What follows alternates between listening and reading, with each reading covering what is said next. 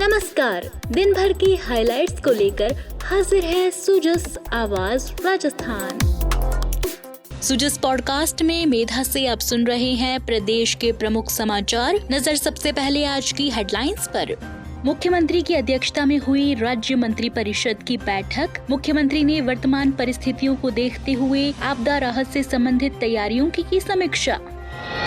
राजस्थान की सीमा सुरक्षा पर मुख्यमंत्री भजनलाल शर्मा का बड़ा एक्शन प्लान। सीमावर्ती जिलों में ब्लैकआउट ड्रिल और आपातकालीन तैयारी के निर्देश।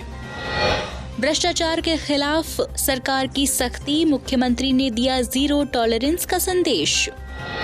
और राजस्थान फाउंडेशन की नई पहल से प्रवासी जुड़ेंगे। प्रवासी राजस्थानियों के लिए वर्चुअल नॉलेज सीरीज की शानदार शुरुआत। और अब खबरें विस्तार से। मुख्यमंत्री भजनलाल शर्मा की अध्यक्षता में आज मुख्यमंत्री कार्यालय में राज्य मंत्री परिषद की बैठक आयोजित हुई। मुख्यमंत्री ने वर्तमान परिस्थितियों को देखते हुए राज्य में प्रशासनिक और आपदा राहत से संबंधित तैयारियों की समीक्षा की और अधिकारियों को जरूरी दिशा निर्देश प्रदान किए। बैठक के बाद उप मुख्यमंत्री डॉक्टर प्रेमचंद बैरवा और संसदीय कार्य मंत्री जोगाराम पटेल ने प्रेस ब्रीफिंग की। वर्तमान परिस्थिति में आज हम आपसे रूबरू हो रहे हैं। भारत और पाकिस्तान एक ही धरती के देश थे। किन परिस्थितियों में पाकिस्तान का धर्म के आधार पर उदय हुआ, ये इस विषय में जाने की आवश्यकता नहीं है, परंतु कभी भी पाकिस्तान ने उदय होने के उपरांत और उदय के समय से जो अपनी नापाक हरकतें प्रारंभ की, मानवता को शर्मसार करने की हरकतें प्रारंभ की, उसको अभी तक बंद नहीं किया है। कल से और एक दिन पहले से ही हमारे यशस्वी मुख्यमंत्री आदरणीय भजनलाल जी को यह आभास हो गया था कि हिंदुस्तान का जो घटनाक्रम चल रहा है उसके लिए राजस्थान को सतर्क रहना चाहिए, और हमारे यशस्वी प्रधानमंत्री जी ने भी इस ओर इशारा किया था। और जो हमारा प्रशिक्षण शिविर चल रहा था, वहाँ से बीच में ही माननीय मुख्यमंत्री जी जयपुर आए और इसमें लग गए, और पिछले 2 दिनों से बराबर वो राजस्थान के हर एस्पेक्ट को मॉनिटरिंग कर रहे हैं। ये हमारे लिए गर्व का विषय भी है और हमारे लिए सतर्क रहने का विषय भी है कि पाकिस्तान से 1070 किलोमीटर की सीमावर्ती सीमाएं हमारी पाकिस्तान से लगती हैं। पाकिस्तान ने सन 1965 में, सन 1971 में सबसे ज्यादा अगर कोई अटैक किया था तो इन सीमावर्ती जिलों में जैसलमेर बाड़मेर में किया था, जिसमें हम उसके साक्षी हैं। और इस बार भी अंदेशा था हमारी सेनाओं को भी, हमारे केंद्रीय नेतृत्व को भी, और हमारे यशस्वी प्रधानमंत्री को और मुख्यमंत्री जी को भी। और उसी का परिणाम कल रात आपने देखा होगा कि पाकिस्तान में चाहे बीकानेर का नाल क्षेत्र हो या जैसलमेर का क्षेत्र हो, सबसे ज़्यादा यहाँ अटैक करने की कोशिश की, जिसका हमारी सेनाओं ने पूरा मुंह जवाब दिया और उनकी हर हरकत का ऐसा जवाब दिया कि उसको देखते ही नहीं बनती है, जिसका साक्षी आप स्वयं हैं। इसी के आधार पर हमारे यशस्वी मुख्यमंत्री जी भी बराबर मॉनिटरिंग कर रहे हैं, और विशेषकर हमारा बाड़मेर जिला, जैसलमेर जिला, बीकानेर जिला, गंगानगर जिला, हनुमानगढ़ जिला, ये हमारे सीमावर्ती जिले हैं। इन जिलों में विशेष प्रबंधन के साथ ही साथ जो हमारी केंद्र सरकार ने एडवाइजरी जारी की है, उस एडवाइजरी की पालना हो, जनता का अपेक्षित सहयोग मिले, आप सभी भाइयों का भी पूरा अपेक्षित सहयोग मिले, क्योंकि हम सब लोकतंत्र के रक्षक हैं। लोकतंत्र के पालना करना, हमारे देश की सार्वभौम सत्ता सुरक्षित रहे, इसके लिए हम सब जिम्मेवार। और इसी के कारण मुख्य रूप से यशस्वी मुख्यमंत्री जी ने सभी जिलों को, जैसा हमारे आदरणीय उप मुख्यमंत्री जी प्रेमचंद जी ने बताया, उनको एक फंड की व्यवस्था की है। कुछ जिलों के लिए 2.5 करोड़ की, कुछ जिलों के लिए 5 करोड़, और यूं करके करीब 19 करोड़ रुपए, और साथ ही साथ अन्य कार्यों के लिए भी 27 करोड़ रुपए की राशि की व्यवस्था की है, ताकि आपातकाल में जैसी जरूरत पड़ जाए उसकी व्यवस्था करें।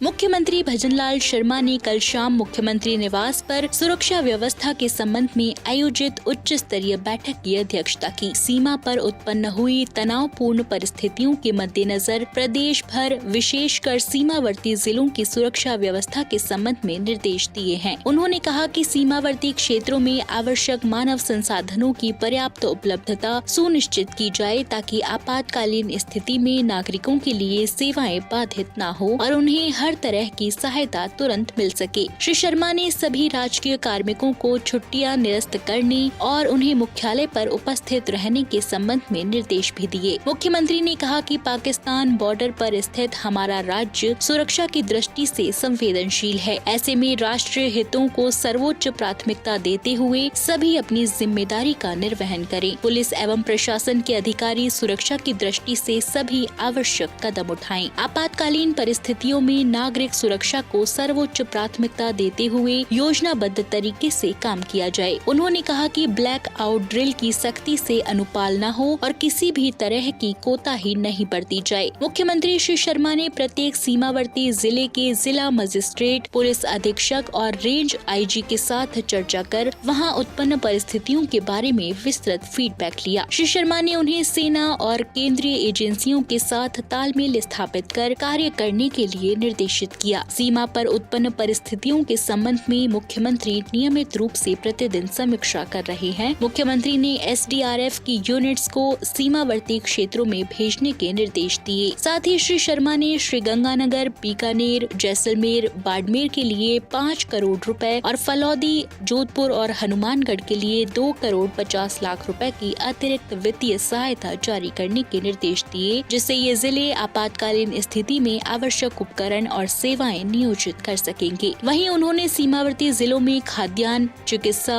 पानी, बिजली, पुलिस और प्रशासन आदि सेवाओं से संबंधित रिक्त पदों को तुरंत भरने के भी निर्देश दिए हैं।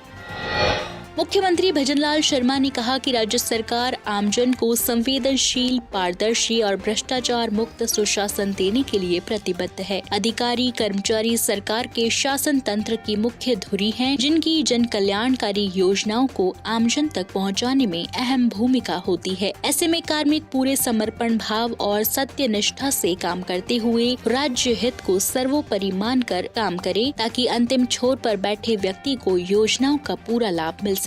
श्री शर्मा कल मुख्यमंत्री निवास पर कार्मिक विभाग की समीक्षा बैठक की अध्यक्षता कर रहे थे। उन्होंने कहा कि हमारी सरकार भ्रष्टाचार के खिलाफ जीरो टॉलरेंस की नीति अपनाते हुए आमजन को गुड गवर्नेंस देने का कार्य प्राथमिकता से कर रही है। उन्होंने निर्देश दिए कि विभागीय जांच के 16 सीसीए, 17 सीसीए सहित 17 ए के लंबित प्रकरणों का समयबद्ध निस्तारण हो, जिससे राजकीय कार्यों में जवाबदेही सुनिश्चित हो सके। उन्होंने कहा कि जिन विभागों में लंबित प्रकरणों की संख्या ज्यादा है, उनके सचिव ऐसे प्रकरणों की स्वयं प्रति सप्ताह समीक्षा करें। लंबित प्रकरणों का निस्तारण निर्धारित अवधि में पूरा हो। मुख्यमंत्री ने कहा कि कर्मचारियों का अनुशासन और सेवा भाव राज्य सरकार की योजनाओं के क्रियान्वयन में महत्वपूर्ण होता है। ऐसे में अधिकारी कर्मचारी को नियमित ऑनलाइन और ऑफलाइन प्रशिक्षण दिया जाए, जिससे उनकी क्षमता में संवर्धन और दक्षता में वृद्धि हो सके। उन्होंने अधिकारियों को निर्देश दिए कि आवश्यकता के अनुसार नियमों में संशोधन कर सुसंगत बनाएं। श्री शर्मा ने कहा कि कामकाज में लापरवाही और अनुशासनात्मक कार्रवाई के लंबित प्रकरणों का शीघ्र निस्तारण किया जाए। लंबित प्रकरणों की अधिक संख्या वाले विभागों के वरिष्ठ अधिकारीगण इन प्रकरणों की समीक्षा करें और इनका समयबद्ध निस्तारण सुनिश्चित करें। उन्होंने अधिकारियों को निर्देश दिए कि सभी विभाग ऐसे प्रकरणों की रिपोर्ट नियमित भिजवाएं। साथ ही मुख्य सचिव के स्तर पर ऐसे लंबित प्रकरणों के निस्तारण के लिए नियमित मॉनिटरिंग की जाए। बैठक में कार्मिक विभाग के शासन सचिव ने प्रस्तुतिकरण के माध्यम से विभागों में लंबित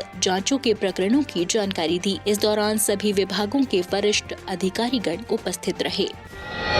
मुख्यमंत्री भजनलाल शर्मा के निर्देशन में राजस्थान सरकार प्रवासी राजस्थानियों को राज्य के विकास से जोड़ने और निवेशोन्मुखी वातावरण तैयार करने के लिए सक्रिय कदम उठा रही है। इसी दिशा में राजस्थान फाउंडेशन ने नॉलेज सीरीज की शुरुआत की है, जो सूचना प्रौद्योगिकी और संचार विभाग के सहयोग से संचालित है। इस पहल का उद्देश्य विदेशों और अन्य राज्यों में बसे राजस्थानियों को राज्य की निवेश नीतियों, स्टार्टअप इकोसिस्टम और राइजिंग राजस्थान समिट के तहत शुरू की गई योजनाओं से अवगत कराना है। राजस्थान फाउंडेशन की आयुक्त डॉक्टर मनीषा अरोरा ने बताया कि यह पहल प्रवासी राजस्थानियों को उनकी जड़ों से जोड़ने के साथ साथ उन्हें राज्य के विकास में भागीदार बनाने के लिए है। इसके तहत निवेशकों को हेड होल्डिंग सपोर्ट प्रदान किया जा रहा है। गुरुवार को योजना भवन में आयोजित पहली वर्चुअल नॉलेज सीरीज में विश्व भर से 150 से अधिक प्रवासी राजस्थानियों ने भाग लिया। इस दौरान राजस्थान फाउंडेशन की ओर से राज्य की स्टार्टअप नीति, आई स्टार्ट प्लेटफॉर्म, उद्यमिता परिदृश्य और स्टार्टअप के लिए उपलब्ध इंफ्रास्ट्रक्चर और सहयोग योजनाओं पर प्रेजेंटेशन के माध्यम से विस्तृत जानकारी दी। भामाशाह टेक्नो हब और इंक्यूबेशन सेंटर जैसे संसाधनों के माध्यम से स्टार्टअप को मिल रहे समर्थन पर भी चर्चा की गई।